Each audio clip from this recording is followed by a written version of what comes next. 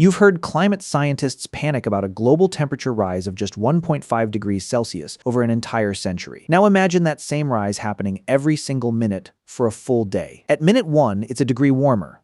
You wouldn't notice if someone opened a door. By minute 10, we're up 10 degrees Celsius, roughly the difference between a chilly spring morning and shorts weather. Ice cream sales spike. Nobody's worried. 30 minutes in, we've climbed 30 degrees Celsius. If you started at a mild 20 degrees Celsius, you're now baking at 50 degrees Celsius. A temperature so extreme birds have literally fallen out of the sky mid-flight, their internal cooling systems overwhelmed. 60 minutes, 60 degrees Celsius added. Depending on where you started, cities are now flirting with 80 degrees Celsius. Asphalt begins to soften like a chocolate bar left on a dashboard. Car dashboards genuinely start smoking. Power grids groan under the strain of every air conditioner on Earth screaming simultaneously. By hour 2, we've added 120 degrees Celsius. Somewhere on the planet, ambient air temperature crosses 100 degrees Celsius. Puddles don't evaporate anymore. They violently flash boil. Swimming pools become simmering cauldrons.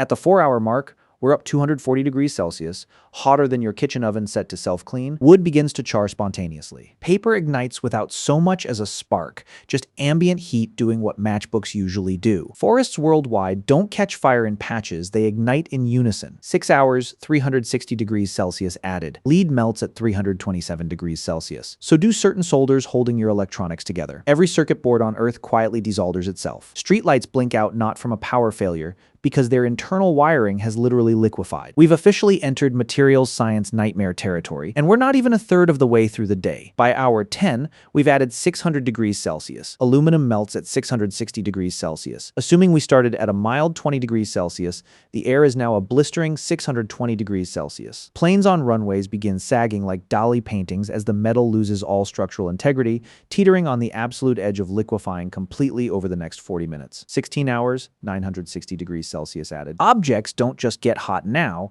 they start glowing a dull cherry red. Bronze statues slump into abstract art.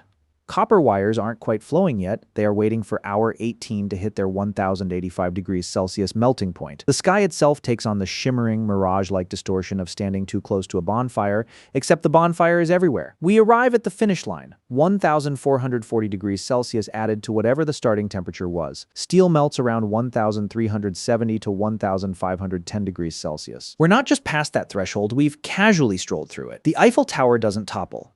It slumps, like a popsicle abandoned on a summer sidewalk. Entire cities become glowing, molten skylines, indistinguishable from satellite images of active lava flows. For context, we actually left the surface temperature of Venus in the dust back around hour 7. So the next time someone tells you a few degrees over 100 years is no big deal, remind them what a few degrees a minute looks like. Because when it comes to heat, timing isn't just everything, it's apparently the only thing standing between us and becoming a lightly toasted memory. Turns out, when the planet finally runs the numbers, 1 degree was never enough.